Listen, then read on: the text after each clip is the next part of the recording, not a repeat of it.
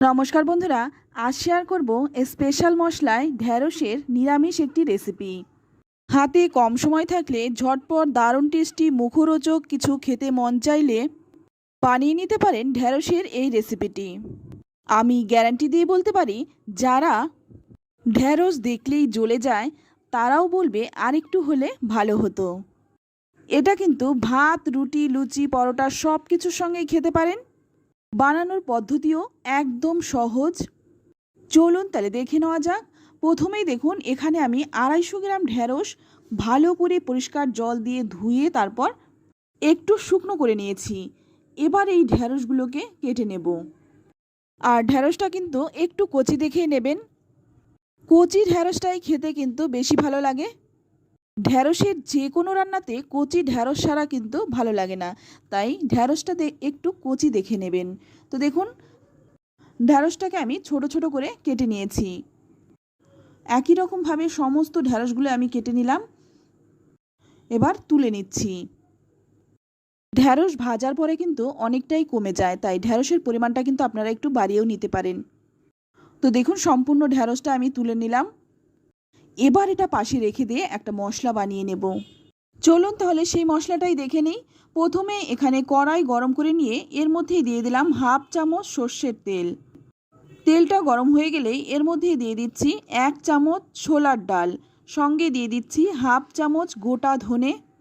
গোটা ধনে আর ছোলার ডালটা একটু শুকনো খোলায় হালকাভাবে একটু ভেজে নেব। একটু ভেজে নিয়েই এখানে দেখুন দিয়ে দিচ্ছি 2টো শুকনো লঙ্কা। ঝালের পরিমাণটা কিন্তু আপনারা আপনাদের পছন্দ মতো দেবেন। একটু নেড়েচেড়ে নিয়েই এর মধ্যে দিয়ে দিচ্ছি 1/2 চামচ গোটা জিরে। জিরেটা দিয়েও একটু নেড়েচেড়ে নিচ্ছি। এবার দিয়ে দিচ্ছি 1 চামচ সাদা তিল। আর এই মশলাটা ভাজার সময় কিন্তু গ্যাসের আঁচটা একদম কমিয়ে দিয়ে মশলাটা ভাজবেন, নইলে কিন্তু মশলাটা পুড়ে যাবে। মশলার যে মিষ্টি সুগন্ধ সেটা কিন্তু পাবেন না, তাই অবশ্যই খেয়াল রাখবেন মশলাটা যাতে পুড়ে না যায়। তো দেখুন, মশলাটা কিন্তু খুব সুন্দরভাবে ভাজা হয়ে গেছে। এবার তুলে নিলাম। তো আপনারাও কিন্তু দেখে বুঝতেই পারছেন মশলাটা কিন্তু খুব সুন্দরভাবে ভাজা হয়েছে, একদম পুড়ে যায়নি, ঠিকঠাক হয়েছে। এবার এটা একটু ঠান্ডা হতে থাক। অপরদিকে ওই গরম কড়াইয়ের মধ্যে দিয়ে দিলাম 2 চামচ সর্ষের তেল। তেলটা আবার একটু গরম করে নিয়ে এবার যে ঢ্যাঁড়সগুলো আমি কেটে রেখেছিলাম সেই ঢ্যাঁড়সগুলো দিয়ে দিলাম। এবার গ্যাসের আঁচটা একদম বাড়িয়ে দিয়ে ঢ্যাঁড়সটা একটু ভাজবো। আর এখন কিন্তু ঢ্যাঁড়সের মধ্যে কোনো রকম নুন বা হলুদ দেব না, এমনি কিন্তু ভাজবো। লবণ দিলে ঢ্যাঁড়সের পিচ্ছিল ভাবটা কিন্তু একদম বেরিয়ে আসবে, সেই ক্ষেত্রে কিন্তু ভাজাটা ভালো হবে না, তাই লবণ ছাড়া একটু ভেজে নেব। এটা ভাজতে ভাজতে এখানে দেখুন আমি একটা শিলপাটা নিয়েছি। এর মধ্যে নিয়ে নিলাম যেই মশলাটা আমি ভেজে রেখেছিলাম সেই মশলাটা। আমি কিন্তু এই মশলাটা শিলেই বেটে নিচ্ছি, আপনারা চাইলে কিন্তু অবশ্যই মিক্সিতে বেটে নিতে পারেন। তো আপনারা কিন্তু জানেনই আমি কিন্তু সমস্ত মশলা শিলে বেটেই বেশি রান্না করি। শিলে বাটা রান্নার স্বাদটা কিন্তু আমার বেশি ভালো লাগে, তাই আমি কিন্তু শিলেই মশলাটা বেটে নিই। তো দেখুন, মশলাটা কিন্তু বেটে নিচ্ছি।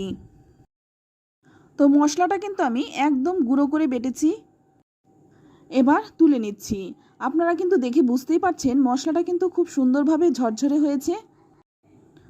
তো দেখুন কত সুন্দর হয়েছে। আপনারা যদি মিক্সিতেও বাটেন তাহলেও কিন্তু মশলার স্বাদটা একই রকম থাকবে। তো বন্ধুরা, আমি জানি না আপনারা এই মশলাটা দিয়ে কখনো রান্না খেয়েছেন কিনা। যদি না খেয়ে থাকেন একবার বানিয়ে খাওয়ার অনুরোধ রইল, আর খেয়ে থাকলে অবশ্যই কমেন্টে জানাবেন। এবার এদিকে দেখুন ঢ্যাঁড়সটা কিন্তু অনেকটাই ভাজা হয়ে গেছে। এবার এর মধ্যে দিয়ে দিচ্ছি কয়েকটা কারি পাতা। আমার কাছে কারি পাতাটা ছিল তাই আমি কিন্তু কারি পাতা দিয়েছি, আপনারা চাইলে নাও দিতে পারেন। এইবার এর মধ্যে দিয়ে দিচ্ছি স্বাদ মতো লবণ, আর দিয়ে দিচ্ছি সামান্য একটু হলুদ গুঁড়ো, সঙ্গে 3টে কাঁচা লঙ্কাও দিয়েছি। যারা ঝাল একটু বেশি খেতে পছন্দ করেন তারা কিন্তু এই কাঁচা লঙ্কাটা খেতে পারেন। নুন হলুদ দিয়ে 2 মিনিটের মতো একটু ভালো করে ভেজে নিয়ে তারপর এই মশলাটা আমি দিয়ে দিলাম। এই মশলাটা দিয়ে খুব ভালো করে ঢ্যাঁড়সের সাথে একটু মিশিয়ে নেব। মশলাটা যাতে খুব ভালোভাবে ঢ্যাঁড়সের গায়ে মিশে যায়, তাই এর মধ্যে খুব সামান্য একটু জল দিয়ে দিলাম। এক্ষেত্রে কিন্তু মশলার মধ্যে খুব ভালোভাবে ঢ্যাঁড়সটা মিশে যাবে। 1 থেকে 2 মিনিট সময় নিয়ে এই ঢ্যাঁড়সটা কিন্তু এইভাবে কিছুক্ষণ নাড়তে থাকবো। এবার এর মধ্যে দিয়ে দিচ্ছি কয়েক দানা চিনি। যেহেতু নিরামিষ রান্না তাই স্বাদটা ব্যালেন্সের জন্য সামান্য একটু চিনি দিলাম। তবে যারা রান্নায় চিনি খেতে অপছন্দ করেন তারা কিন্তু চিনিটা নাও দিতে পারেন। ভালো করে নেড়েচেড়ে মিশিয়ে নিচ্ছি।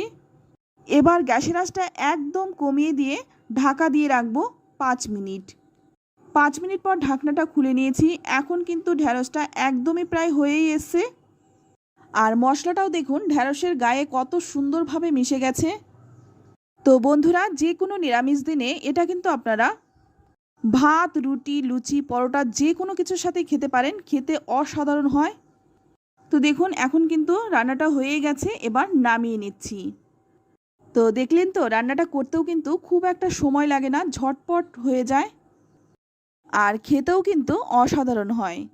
তো বন্ধুরা, ঢ্যাঁড়সের তো অনেক রেসিপি অনেকভাবেই খেয়েছেন, একবার এই নতুন মশলাটা দিয়ে বানিয়ে খেতে পারেন, খেতে কিন্তু খুবই ভালো হয়।